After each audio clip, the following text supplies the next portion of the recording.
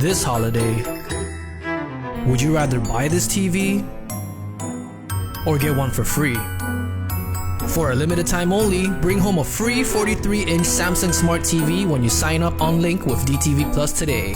Just imagine your favorite movies, shows, and more, all in stunning quality on your brand new screen. Visit DocomoPacific.com or see us in store to learn more. Docomo Pacific, better together. Kandit News is brought to you by 76 Circle K Guam.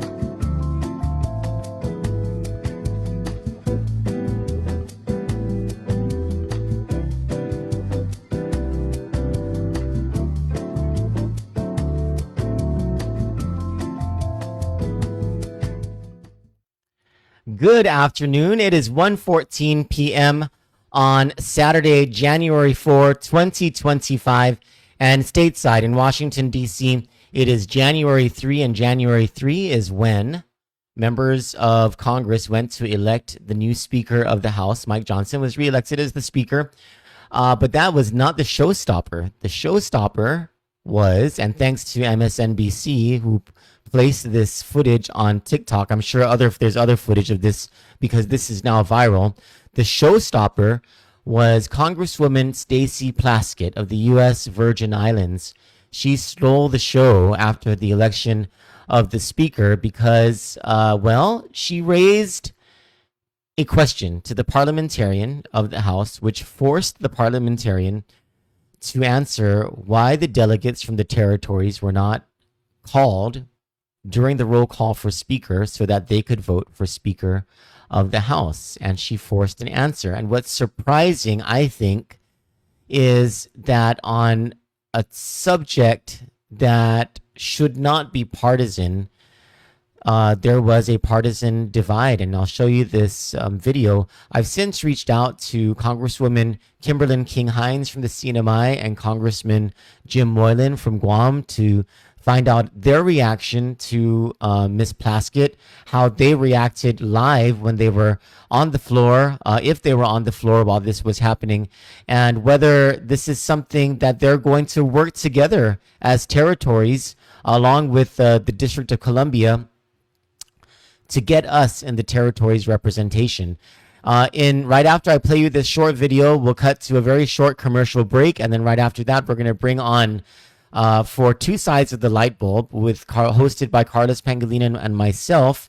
We're going to feature former Guam Congressman Nicolas to break things down for us and to give us the inside baseball of what happened and what should happen. And this should be an interesting conversation. So without further ado, here is Congresswoman Stacey Plaskett just a few hours ago through a clip by MSNBC.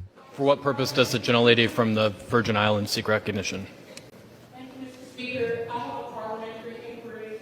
I note that the names of the representatives from the Americas, Samoa, Guam, Northern Mariana, Puerto Rico, the Virgin Islands, and the District of Columbia were not called, representing collectively 4 million Americans.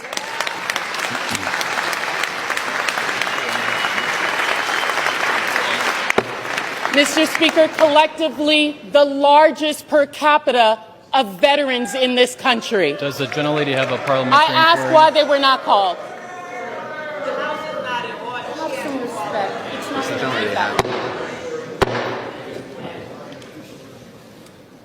Gentlelady is recognized. I asked why they were not called from the parliamentarian, please. Delegates-elect and the resident commissioner-elect are not qualified to vote. Representatives-elect are the only individuals qualified to vote in the election of a speaker.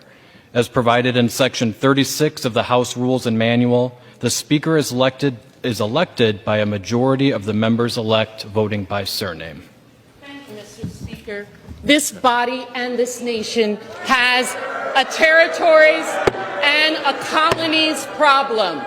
What was supposed to be temporary has now effectively become permanent. We must do something about this problem. The gentlelady is no longer recognized.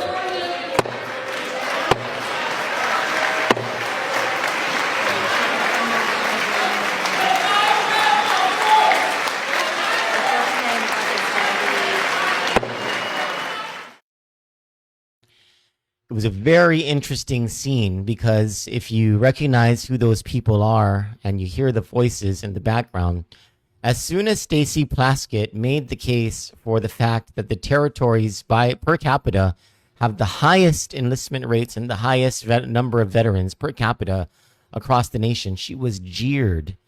She was talked down. She was shouted down by some Republicans. And you'll see the standing ovation and the applause coming from the Democrats on what I think should not be a partisan issue of voting rights and representation. And so after this commercial break, I want to talk to Carlos Pangelinan and Mike Nicolas about everything that went on, and we'll go live with them via Zoom to talk more about this. Stay with it. It's a very short commercial break. Every meal decision for me is a battle between taste and getting fat, not to mention price. So when Wendy's Guam tells me that I can have my salad with a protein-packed tonki of chili over crispy chips and a tangy sauce for under $10 with 30 grams of protein and nutrients that matter, I'm there. Stroll up to Wendy's today for great food at value prices. Wendy's Guam, good done right. Welcome back, everyone. Thank you so much. Joining Carlos Pangelinan and I for this episode of Two Sides of the Lightbulb, I think this is our third episode of Two Sides of the Lightbulb, is former Guam Congressman Nicolas. Mike, can I just call you Mike? Is that fine? Oh my gosh, of course. How are you doing? I'm okay. I'm okay. You know, just we had like our first snowstorm like just a couple hours ago up here. It like just started snowing really hard and wind blowing really hard. So yeah, I actually ran out in the middle of it because I'm like, my first snowstorm. Do you have a real fireplace? It's a gas fireplace, but yeah, it burns a flame. Yeah. Oh, that doesn't sound real. Like with the crap. Well, I mean, at least it doesn't create like all this soot that needs to be cleaned, and you know, I don't have to like clean it out because there's all charcoal in there. It's easier that way. Oh, okay. Well, whatever. Let's get back to this. So we just saw the video of Stacey Plaskett, the representative from the Virgin Islands. My first question actually is for Carlos. And then we'll get to you, Mike, because you're the one who could provide the in-depth stuff about this. But Carlos, what's your civilian reaction to Stacey Plaskett's floor speech? It makes me wonder how often this has happened over like the different terms, I guess. I mean, like, I guess the issue at hand is relevance of the territories, how the level of participation they're allowed to have within the rules of the House of Representatives. My recollection was, at least in previous terms, the territories, at least during the Democratic majority caucuses, they would allow the territories to vote in the committee. Republicans tended to not allow them to do that, but they've never really been allowed to vote on like, you know, the main floor, like on legislation or as a whole body when they do the voting. But how did it make you feel like hearing the representative from the Virgin Islands making this case? You know, are you wondering, well, where are our representatives from Guam and the CNMI, or you know, what sort of case is being made from? She's trying to, I guess, draw light to an issue that might be of concern to people, because I guess for us living in the territories, we don't really get a real vote in the laws that are made on our behalf. So in a sense, we don't have a say in it. I don't know if it's just really she you know, they're like so Congress people, a lot of them they do things to kind of elevate themselves in their own constituency. It's not necessarily something she's trying to register to the whole country, but it could be just more for her to you know, raise toward her. And she's from like the Virgin Islands, so I guess Virgin Islands people are like, oh yeah, she's doing that for us, and that's great. So more So the concern that it might just be grandstanding without any real. yeah, but on the other hand, I mean, yeah, of course, we could always feel that it's not right, um, living on territories, but One of the things that uh, I thought when I noticed that some of the Republicans were jeering at her, mhm, uh, trying to stop her from speaking. And you see the Democrats, led by Maxine Waters, actually, in the video, giving her a yeah, standing ovation, applauding her. One of the things I wondered was, well, if the Democrats thought that this was such a great idea, why didn't the Democrats, when they were in power, um, elevate the role of or the representation of territorial constituents in the House at the very least? And maybe Mike, you can speak to that first. You know, am I wrong? Were delegates from the territories given better representation for their people in the House at the very least? And then talk to us about your thoughts on Stacey Paskett's speech. Okay. Well, thanks for having me again, Troy and Carlos. It's always good to see you, my friend. Can you guys hear me okay? Am I coming through all right? Yes. yeah. Okay. So, first question was, you wanted to know like if territories had a somewhat better representation when it was the Democrats in charge of the House. Was that the specifics of the question? So what I can say is when Democrats were in control of the lower chamber, the House of Representatives, we definitely were able to vote in the committee of the whole, which is kind of like a full committee of the whole body when it's voting on certain issues that are handled at that kind of like gigantic committee level. We're able to vote in those. We're able to vote in committees. And with respect to Maxine Waters and a hat tip to my Democratic colleagues, they did allow me to sit on the Financial Services Committee. Mhm. That is an internal process, and that's an exclusive committee, one of five exclusive committees, a really powerful one. And they allowed a territorial rep for the first time to actually sit in that committee. So there was definitely an elevation of territorial representation and Mhm. gravitas during Democratic control, at least in those examples. With respect to the empowerment in terms of like giving them more voting rights than than what we have now. As long as the Republicans do not change the rule that allows for territories to vote in committee, then everything will pretty much be on an equal footing. But if they do change that, which they have in the past, because it's normally Democrats that turn that on Mhm. when they come into office, then it will be setting back territorial representation at the House level, because then we will not even be voting in committees at all, and that would be very unfortunate. Mike, what were your thoughts when you first saw that video of Stacey Plaskett?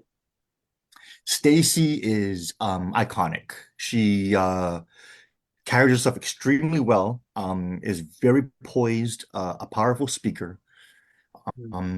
She is I think right now the most senior territorial representative for the Democrats.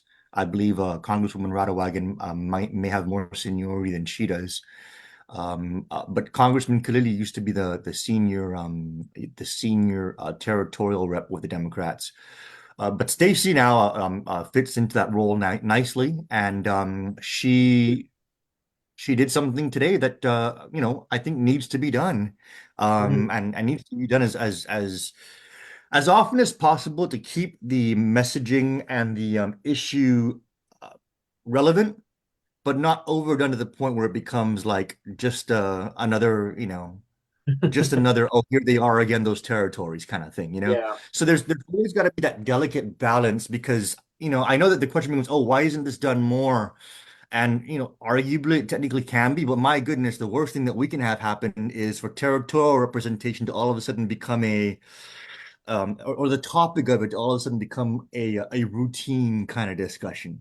Because once it becomes normal for, okay, we're going to now set aside this amount of time at the opening of the next Congress for the territories to make their stink, then it's just going to be, it's actually going to lessen the importance of the issue if it does not have, or if it loses its impact because it becomes routine and mundane.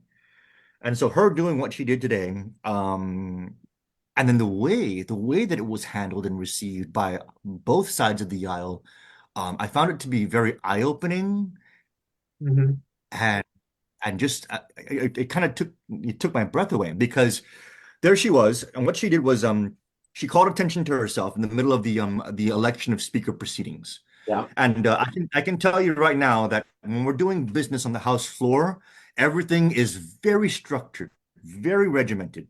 You actually cannot just interrupt the flow of proceedings on the floor because whoever's managing the floor at the time, it's oftentimes not the speaker.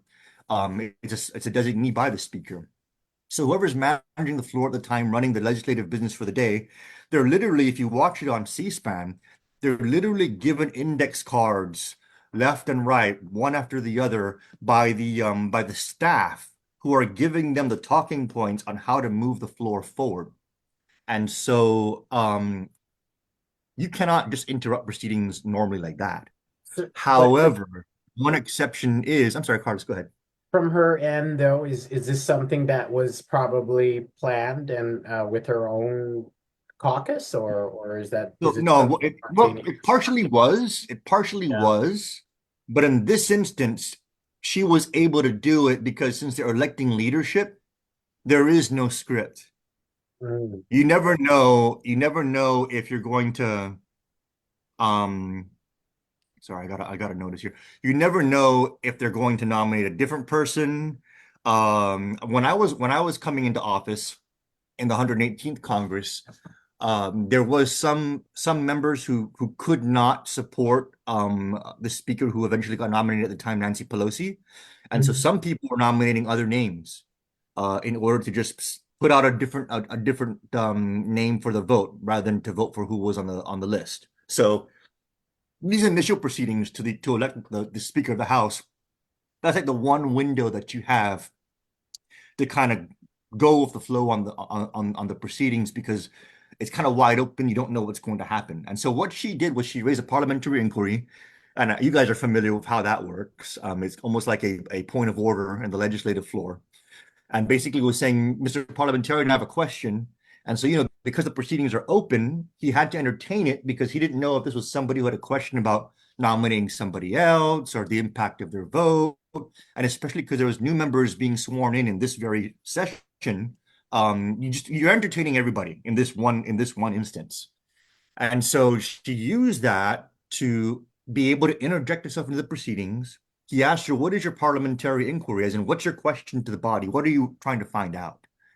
So she used a procedure to figure out a way to be able to get her voice heard on that floor at that particular moment. And then when they asked what's your parliamentary inquiry, that's when you see her begin by, kind of listing the territorial facts as much as she could. Because if you Mhm. listen carefully, you'll hear the parliamentarian interrupt her and say, what is your inquiry? Because she's supposed to technically just ask a question. And so she did manage to squeeze in a few statements in there to preface her question. And then she prefaced her question and she had to make it germane to the actual proceedings. She couldn't just ask, why is the sky blue? They'll say, your question's not germane to the proceedings, sit down, ma'am. But what she did was she said, why can't we vote? There was a vote for the Speaker of the House. Why weren't we able to vote? So she made the voting of territorial representatives germane to that Mhm. particular moment on the House floor. So if you got up and did that at any other time during proceedings, we're voting on tax So, cuts, so you're saying it was a valid inquiry, but at the same time, it presented an issue. It highlighted an issue that it would be important to people like us. Like a once in a exactly, like a once in a congressional session opportunity to highlight the issue. pretty much, pretty much. I cannot imagine. It would be very difficult for the circumstances to align in a way where doing something like that could be done again in a different set of circumstances. It was a brilliant maneuver using the rules of proceedings to highlight territorial issues um, at a time that it was actually germane to do so. It was classic Stacey Plaskett. That said, I feel a little disappointed, and I don't know what you guys would think. Tell me what you think. I'm a little disappointed that her inquiry wasn't followed by the same inquiries by our congressman, the CNMI's congresswoman, and American Samoa's congresswoman, along with Puerto Rico's congressman. So, your thoughts on that, both of you? I spoke a lot. Go ahead, Carlos. I can keep talking. Well, I mean, you just from the reaction of the other, like both parties. I mean, like it was pretty clear. Yeah, I mean, I think there was even some heckling, right, in the background.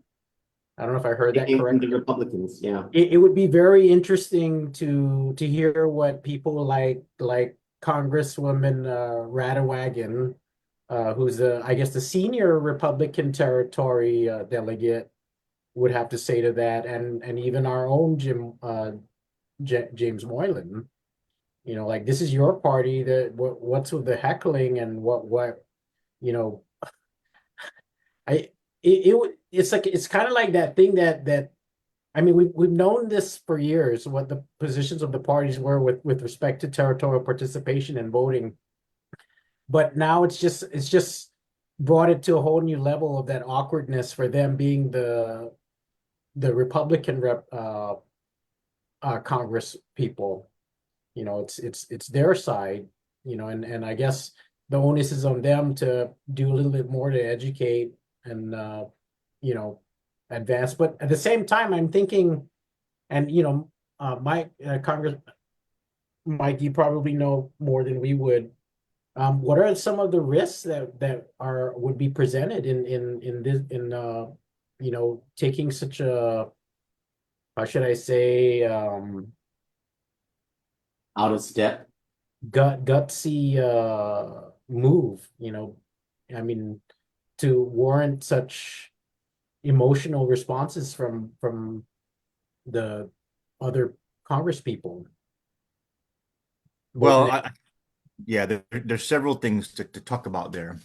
First, one of the really good things about this all coming out the way it has, and as clearly as it has with respect to the heckling and seeing the Democrats stand up and clap for Stacey and seeing the Republicans sit and not even react, is a lot of territorial voters do not understand that when you vote Republican for Congress, you are putting people into a chamber of the House that thinks very differently about the way the other chamber thinks with respect to elevating territories, elevating territorial rights, resolving these voting right issues, making sure that we're treated equally in America.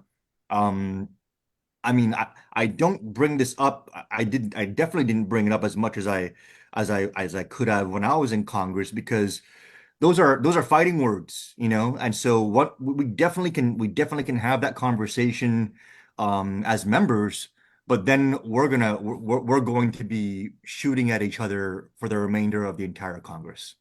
And no matter what you put forward, no matter how compelling your arguments are, there's going to be injury, and they're going to vote no on everything you try to do. So, I mean, it's one of those things where Stacey can speak up like that. Stacey Plaskett, Congresswoman Stacey Plaskett from the Virgin Islands, a territory, can speak up like that because she's a Democrat, and they're all going to clap for her, and they're going to actually reward her as a body and help her, address her issues because she stood up and she brought she brought a shining moment to the Democrats, especially during a particularly dark period of power transition. Um, but if you do that as a Republican, you can pretty much forget about getting anything through for the remainder of your term there in the Congress. And so would I have expected Jim or Congressman James Moylan, Congresswoman Amata Radawagan, or Congresswoman Hines to do the same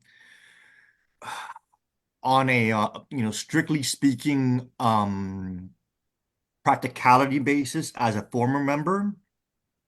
I it would not be wise for them as a member to do that, because then basically they would not be able to get anything done for their district, in their capacities. No one will ever say it. No one will ever say, "Oh, I'm not supporting your effort because of what you did," but it will all just be an unspoken rule. This person's not going to move anything for the next 2 years. But would you have done? I need to just complete this thought, because people might jump in and say, "Oh, well, then you're a coward." Would you have done it? Would you have done it to make a point and to stand up and wave that Guam flag, wave that American Samoa flag, that CNMI flag, and do that proudly? You probably can do that also at that particular moment in time. But if you're going to do that, you better have a full strategy on how you're going to take this and make this be your banner issue for the next 2 years, and hammer this issue, constantly until you break that ceiling. Because otherwise, all you did do was grandstand, and at the expense of choking your territory and your constituents from potentially hundreds of millions, if not billions of dollars of federal support that they would have gotten if you had just not done that. And that's Let, the reality. That's political reality.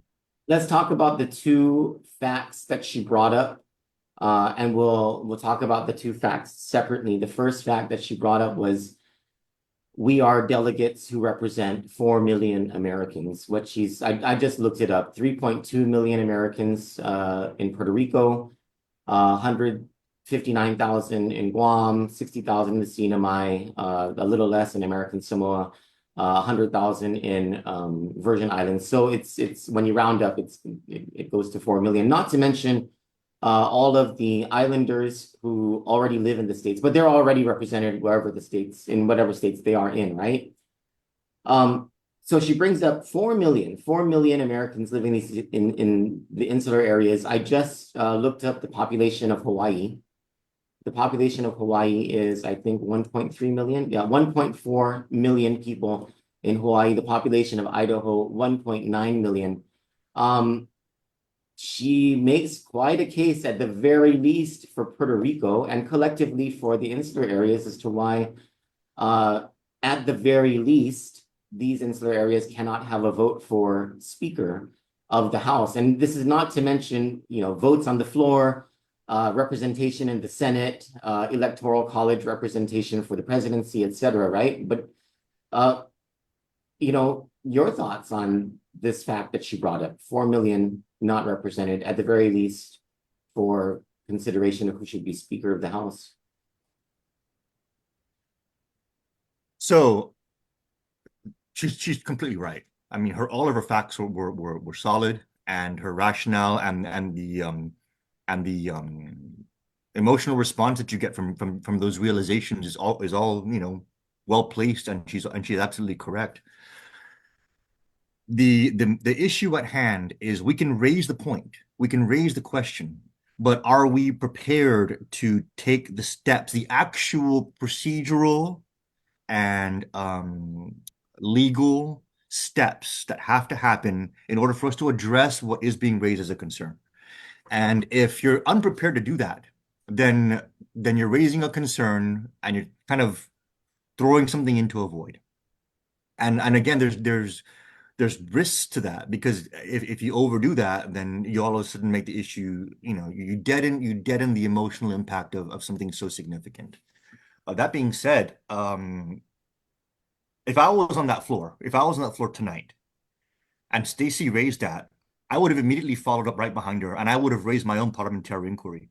And I would have said, "Mr. Speaker, if the reason why we are unable to vote in these proceedings is due to House rules, I'm inquiring as to how the House rules are constructed and why it's prohibiting us from being able to vote in these proceedings." And then I would put them on the spot to have to answer that.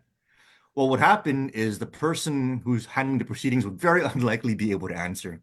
There would need to be a staff member who's a parliamentarian expert kind of hand him a talking point, or they would have probably deferred the parliamentarian entirely, at which point it would have gotten interesting, because the House rules are voted on by the members of the House.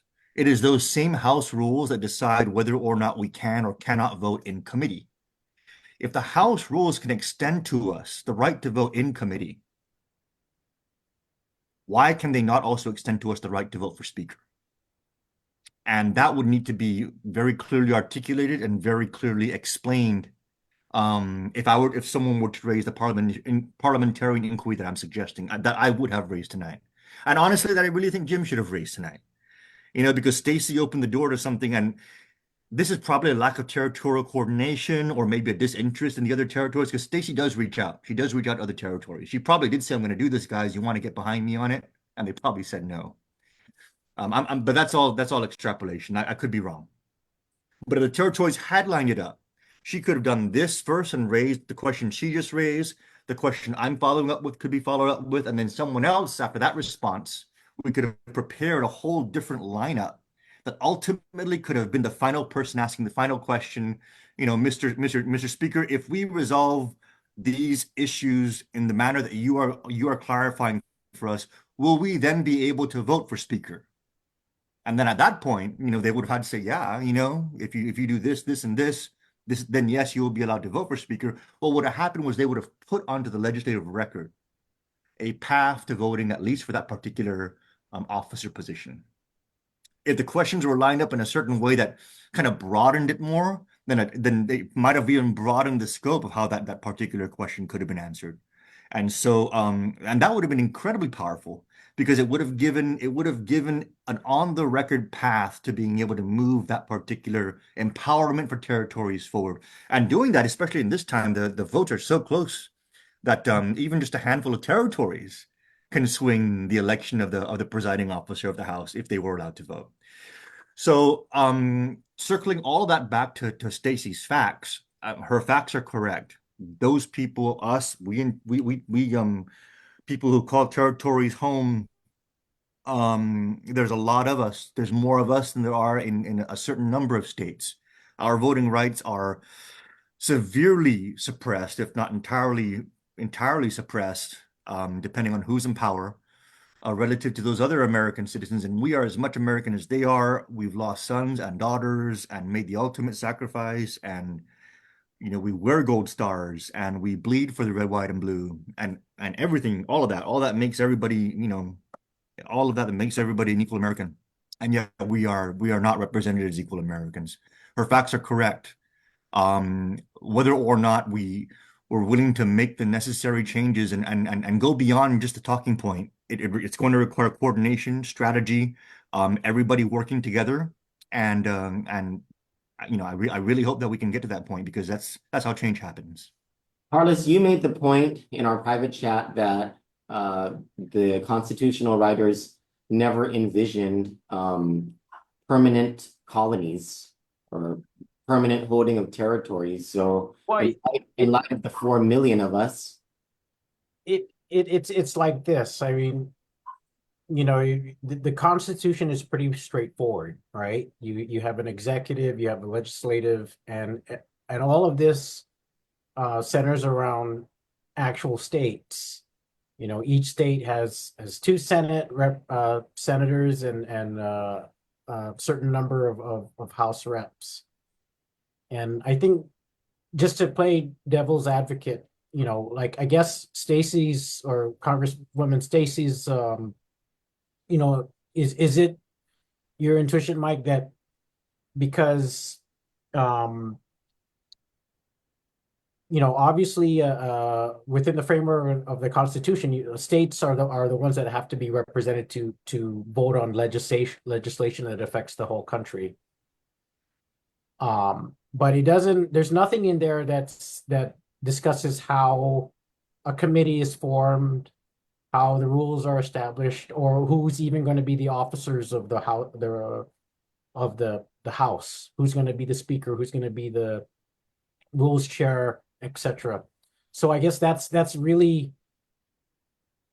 where all of this is relevant. That's where the issue being raised in this particular moment is a valid thing to bring up. So, like you said, if they could vote, because obviously someone thought it was valid, or it was okay, it doesn't violate anything if a territory delegate can vote in committee. So then it shouldn't. Why would it not?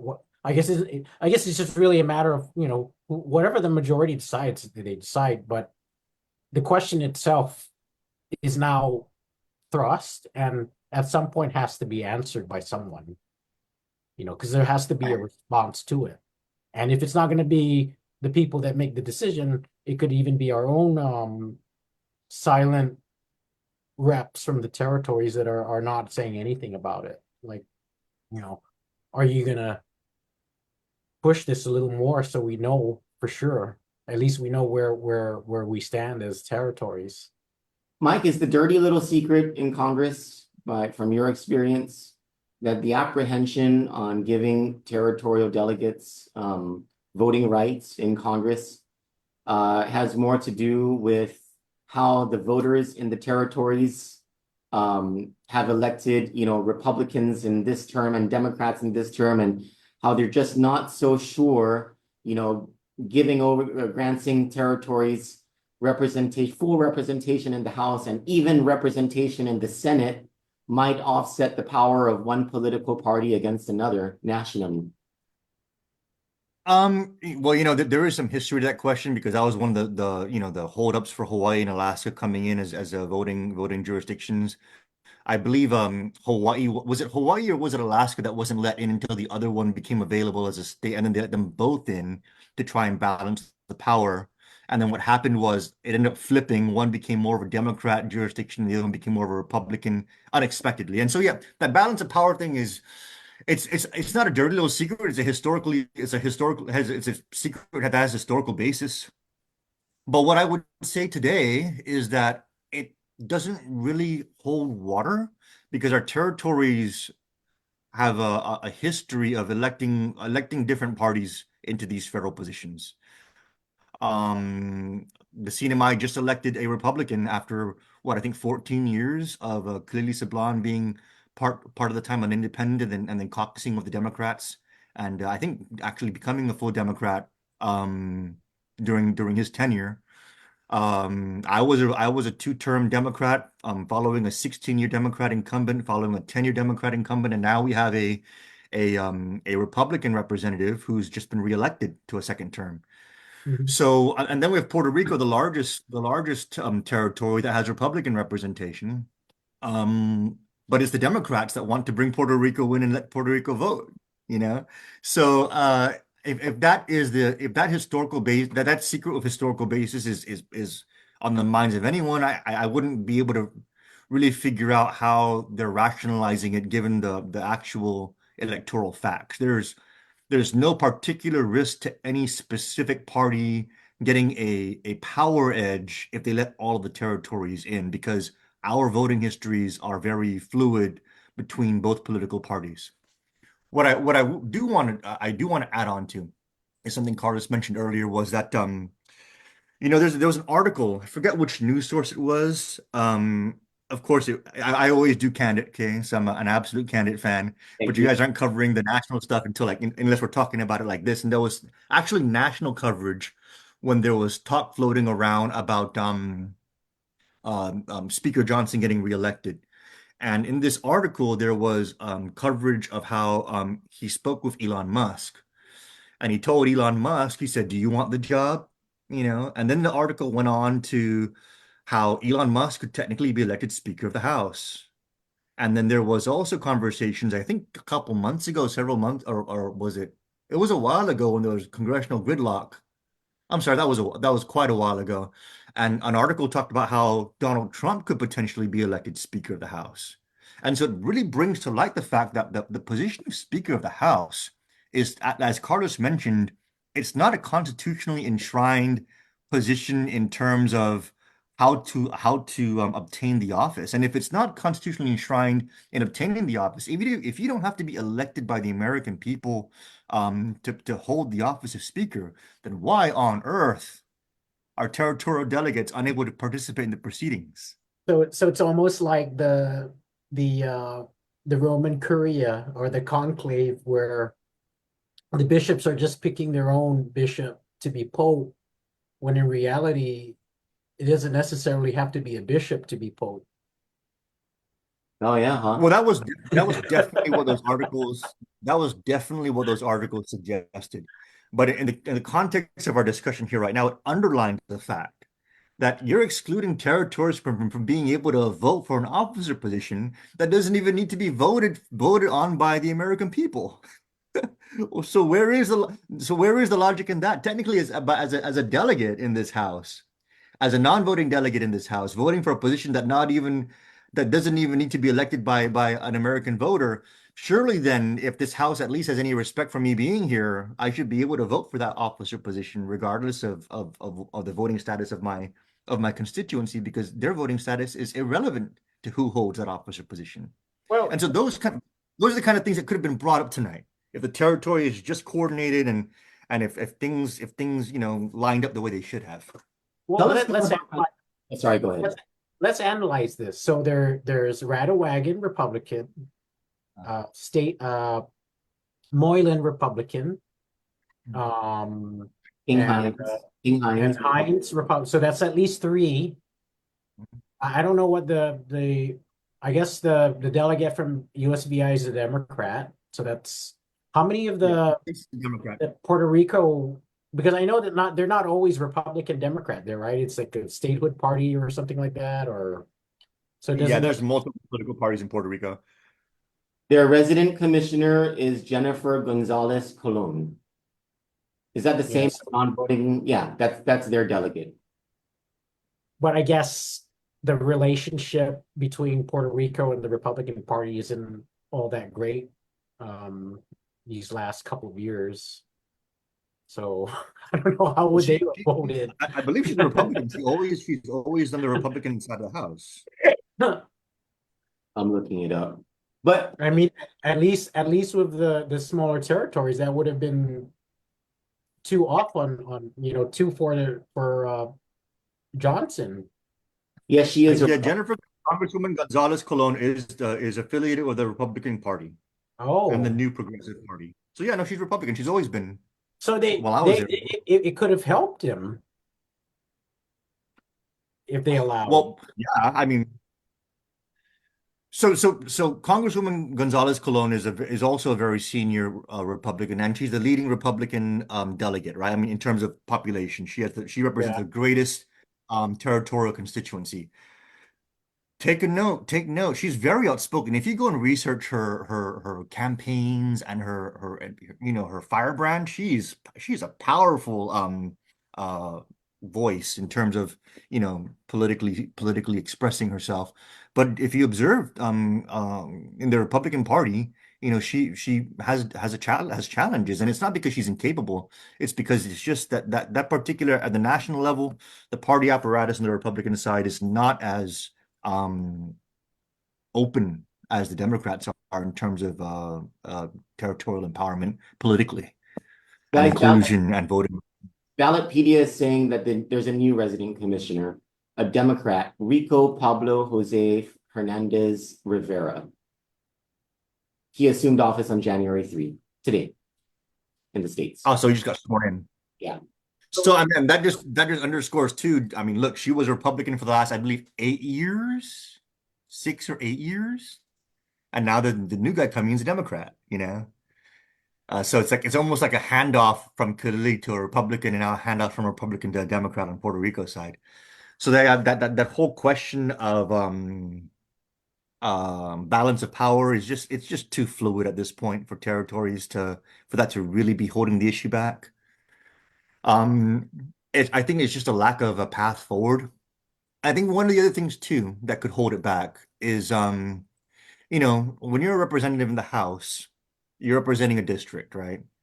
And they always say all politics is local, so if your district has a lot of needs, a lot of unmet needs, or a lot of constituencies, demographics that have need a lot of help, it's going to be very difficult for you as the delegate of one place or the delegate of another place that has a high constituency base. I can pause, Troy, and are you doing an afternoon prayer or? No. I just, whenever I consume anything, I just say a little prayer. I'm sorry for the distraction part. I thought I was talking while you're praying. I don't like doing that. No. Yeah. Sorry. I was Okay. drinking my coffee. Yeah. So I think what holds back the issue more than anything else is just the fact that you have 441 members of Congress and delegates to territories. So many of them are representing districts that have a lot of needs. And if you're going to go out and be, side of these territory folks and push for them to have more empowerment, their particular demographics, their constituencies might look back at them and say, why are you fighting for people that didn't even vote for you? We're the ones who elected you.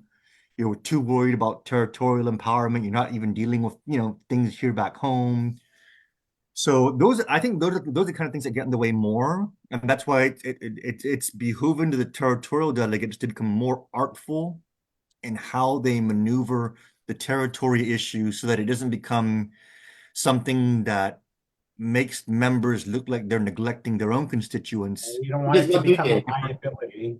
Which in is an effort to. that's how you got so many things done for Guam, was because you argued for things for the general American population that would include Guam and the other territories. So it was like, I remember that your legislation wasn't necessarily, we need to do just this for just Guam. It Right. was stuff like, we need to ensure that, for example, every American jurisdiction is being reimbursed for the earned income credit, and that should include Guam. You're talking about an argument like that, right? And so then the question is, is this where the Republicans are coming from? Those who were jeering at Plaskett, was it just this whole, Republicans, especially from the southeastern states, right? I'm going to bet my bottom dollar that the jeering came from the southeastern Republicans. Their constituencies need a lot. They have constituents who, at rates that almost rival Guam and the CNMI, are enrolled in entitlement programs. And so you take away any dollar from the federal pie to feed the territorial constituents, and they have to answer for that. So, I mean, is that sort of understandable to you, Mike? Is that as maybe that's the reason that they were upset with Plaskett? The jeering that still wouldn't elevate the level of jeering. That would be more at the level of, okay, I'm not going to go out and I can't go out and bat for these guys because I need a bat for my people who voted for me. That happens, at an interpersonal level, at a behind the scenes level. For members to actually be booing Stacey Plaskett, Congresswoman Stacey Plaskett, when she was making those remarks, especially as she opened with how per capita we have the most veterans. They were basically booing the veteran sacrifice. That's what they were doing. Yeah, that was probably the worst part of And it. and so I'm like, where is that coming from? And as much as we emotionally react to it, I think it's important for us to actually realize that needs to be understood. Why were they booing? What was it about what she was doing that prompted that kind of a response? Because that is what we need to tackle. We need to figure out, because that is coming from somebody who was elected by a majority of his peers or her peers. So where did that come from, and how do we tackle that? Because once we get over that, once we make that side of the house stand up and clap, once we make everybody in that chamber start cheering for those kind of remarks, which technically she artfully put out there in a way that really should have been cheered by everybody. You don't think you don't think though that Once we get there, we're going to be able to address this issue. I'm sorry, was that Carlos? you don't think that it's just pure ignorance? I mean, you have like Marjorie Taylor Greene thinking that Guam is not a part of the US, and it's just pretty much the same, like, who are these territories? They're not really a part of the, why would we go to bat for them? Or it's just, we're just raising an issue to stink up the room, when we really shouldn't. We should be put in our place, and it's not being participatory, I guess. So isn't that just it? Maybe they're not. It's not like they're thinking the issue, right? These people that are jeering, they're just reacting and thinking like it's just a bunch of brown people from the islands, maybe that. There are districts that have people like that, and you know that. So when Marjorie Taylor Greene had her remarks about Guam, and we brought her cookies and everything else, and it turned into a whole different thing. We tried our best to respond as graciously as we could, coming over to say hello, be nice, give gifts, very Islander style. And even that was still received in a, received. Let me back up. It wasn't received negatively initially. Her staff were very like, oh, well, we'll let you know when she comes back. It was they were surprised we were there, but they were pleasant. Mm. What happened was the national media took the gesture and started to try and turn it into a, oh, you shouldn't have done that, but she did something stupid, and it turned it into a friction point where really none should have existed to begin with. Mm. And so when I was interviewed on that many years ago, I worked to actually diffuse it, you know. And in diffusing it, what happened was if you go to that YouTube video, you'll see so many comments, so many reactions. The But what CNN. you don't, This is the it was a CNN. CNN interview on YouTube, yeah. What you don't see is what also happened at my office. We got so many phone calls. Marjorie Taylor Greene supporters called. They were mad. Oh, why did you do that? And so when I started receiving the calls, I would, my staff were handling them as much as they could, and they were coming to me. They're saying, sir, there's a lot of angry people. I said, pass the calls through. I'll take the calls. And they're like, you'll take the calls? I said, yeah, I'll take the calls. And so I started answering the calls, and I started, talking to these folks who were very upset. First of all, the first reaction, they were shocked that they were actually talking to a member of Congress. They were like, "This is the congressman?" I said, "Yes, this is the congressman. I understand that you're unhappy with some of the issues that you're seeing on the local media involving my district. How can I help you?" And then they would express themselves. You shouldn't have done that, and then I was very calm with them, and I told them, I said, well, I'm sorry that you feel this way. I personally feel like the media is blowing this out of proportion. We went to pay the Congresswoman a visit to just introduce ourselves and make sure that she understood that we're here to work together, and we'd love to have our territory work with your particular district. And I believe there's more in common than we have keeping us apart. And we wanted to showcase that. And I think the media is kind of making this into a confrontation that really in my mind and my heart does not exist. And in a vast majority of those angry calls that I took, not only did we diffuse the situation, they thanked us. They said, thank you so much for taking our call. I agree, we need to really stop jumping the gun and going after each other on things that we should be supporting each other on. And it was very cordial, very respectful. So yeah, Carlos, there are people in this country who are just not good people, but the vast majority of the people in this country are. And if we just take the issues, focus on them, and articulate them in a way that's going to help us to turn our swords into plowshares, then we're going to be able to get over dig these mountains, and turn them into molehills. I can't believe I lined up two different, but we can do this. We can do this. We just need to make the effort and gradually work at it. Final thoughts on two sides of the light bulb.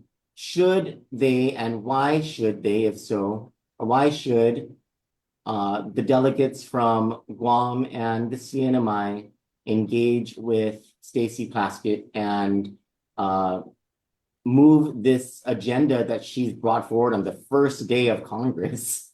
Why should they join her, if they should? Carlos, you go first. The first thing that I would like to know is what Jim Moreland has to say about this. We reached out to him. We're waiting for his response. We're also waiting for Kim Hines' response. It's like, what, how do you feel about this? Do you stand with her? Are you going to do anything about it? Are you going to raise the issue again? Are you going to follow up? And honestly, I'd accept any response that he would give. He may say something like, I don't think that this is something that, he may disagree. He may have his reasons. I don't want to ruffle feathers within my caucus. I'm in a position where I need to negotiate, and I would have accepted that. But I would love to at least hear what he has to say. Okay, Mike? Final thoughts. I have so many different thoughts on this. Yeah, definitely. Of course, media's responsibility. Go and ask the question. And it would be great if you can get a response. I would encourage them to. I would encourage them to respond and be as thorough as possible. Don't just put out a little one-liner. Engage with the constituency, engage with our people here at home, and tell them how you feel about it, but also why and how you're mapping it out. Because my response to your question of what they should do is everybody should get together and map it out. Because you can't just as I mentioned earlier, keep raising the issue as a firework, because it's eventually going to get stale. But if you're able to take these moments and parlay them into actual progress forward initiatives, then it's meaningful. And she has created a window, and that window can actually be opened on two sides of the house. One side of the house, you can open it up and you can say, yes, I agree with her, and raise the issue and try and bring more awareness to the cause.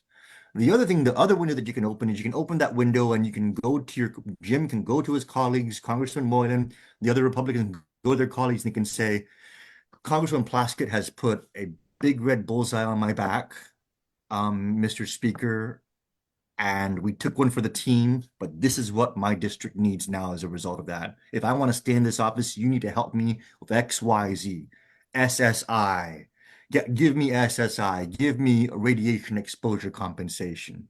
Help me with this and help me with that. They can do that. They can parlay that into those kind of wins. And those would still be wins for our people. I've always been a very pragmatic lawmaker, all about being focused on objectives and getting things done, as opposed to either the grandstanding or the over placating. I mean, it's all about striking that balance. And so the next move needs to be a mapped out move. It would be wise if the territories were able to get together and map it as a group.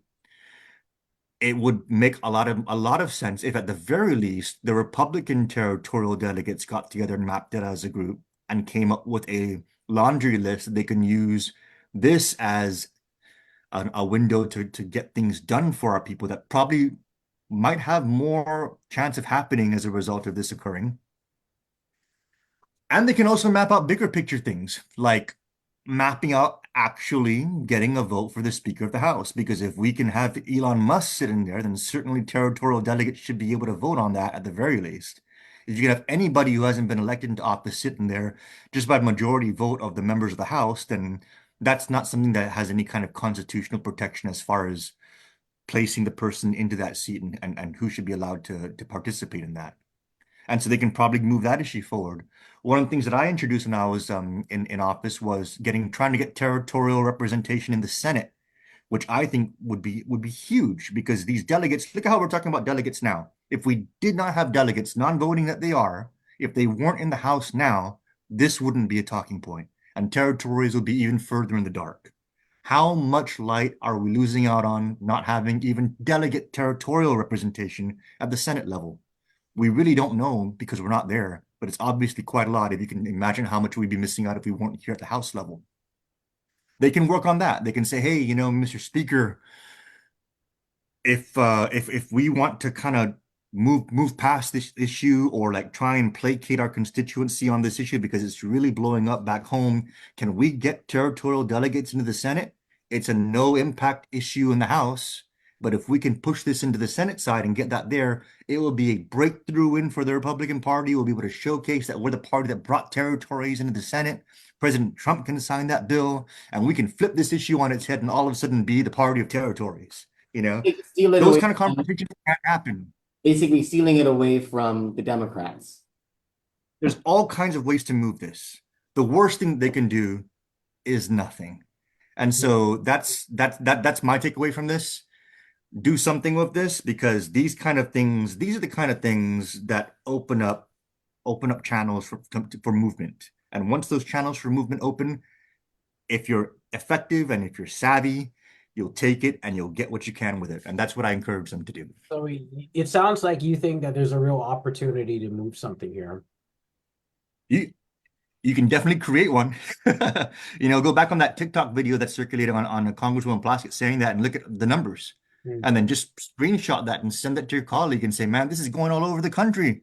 Mr. Speaker, we got to do something. We got to take this issue back as Republicans. Is it You'll viral now? open doors that Is it viral now? I haven't looked at it, but you'll open doors that way, and you can move mountains by these little pinpricks that all of a sudden pop these very big balloons. It's just there's opportunities to be had. I hope they take advantage of those opportunities.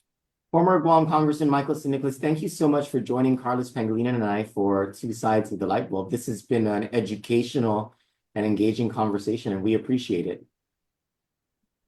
Thanks, guys. You can laugh, Troy. You don't have to be like all so serious here. I did laugh a few times. You guys have a wonderful day. God bless you. Thanks, guys. Later.